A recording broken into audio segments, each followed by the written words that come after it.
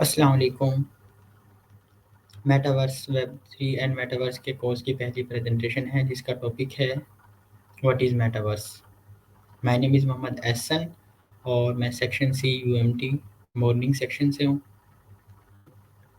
सबसे पहले कि व्हाट इज़ मेटावर्स। मेटावर्स क्या है?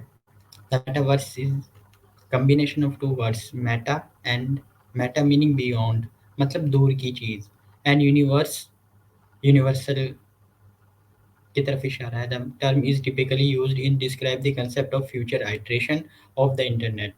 यानी कि इसका मतलब है कि जो फ्यूचर आइट्रेशन इंटरनेट के अंदर जितनी भी आगे टेक्नोलॉजीज हैं उसके अबाउट ये हमें बताता है। Made up of persistence shared 3D visual space linked into the perceived virtual universe.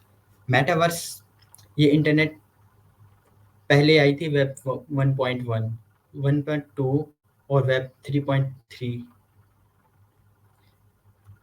मतलब ये वेब 3.2 से आगे एडवांस वेब 3.3 का अबाउट है ये।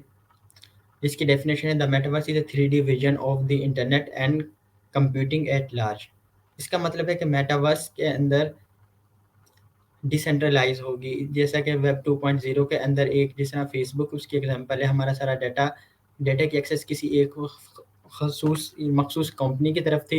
मेटावर्स के अंदर ब्लॉकचेन्स बनेंगे, एनएफटीज बनेंगे, उसके थ्रू उसके एक्सेस सबके पास होगी। Immersive visual world that is facilitated by the use of virtual reality and augmented reality headsets. इसके अंदर वर्चुअल रियलिटी यूज होगी and augmented reality. How metaverse first time used. Metaverse का लफ्ज़ सबसे पहले कब यूज हुआ था? The metaverse was actually coined by the author Neil Stephenson in his 1992 sci-fi novel Snow Crash।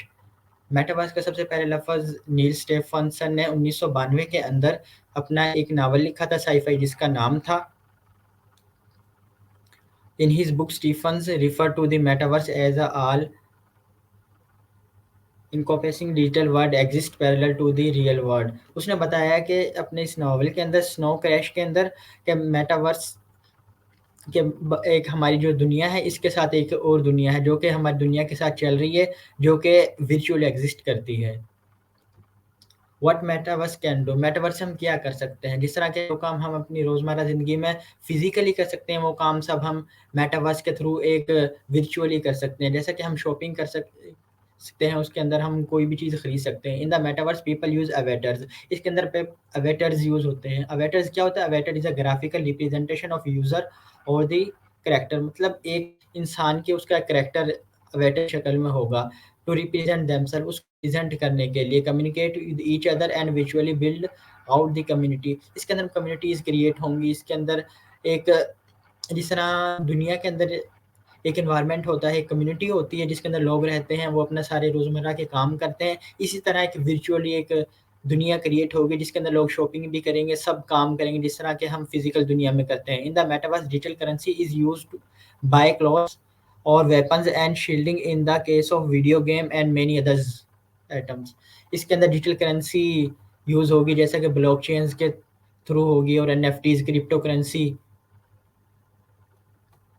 User can also virtually travel with the metaverse for fun with goal in mind using virtual reality headsets and controls। इसके अंदर लोग जिस तरह दुनिया के अंदर physical एक जगह से दूसरी जगह जाने के लिए ट्रैवल करते हैं, इसी तरह फिजिकल की जगह हम वर्चुअली कर सकते हैं। जैसा कि कहीं भी 4 दोस्त यानी कि कोई विज़िट करने के लिए जा रहे हैं, उनमें से एक दोस्त नहीं गया, फिर वो उसको मेटावर्स के थ्रू उसके अंदर वो शामिल हो सकता है। मेटावर्स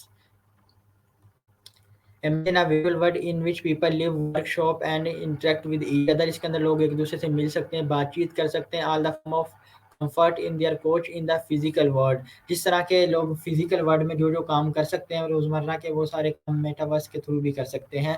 उसके अंदर लोग सब वर्चुअली एक दूसरे से एआर और वीआर टेक्नोलॉजी के थ्रू एक दूसरे के साथ कनेक्ट होंगे और अपने सारे काम कर सकते हैं। Metaverse did not become a household term until Facebook changed its corporate name to Metaverse Meta in 2011 21। At the time, the company announced plans to spend $10 billion in the next year।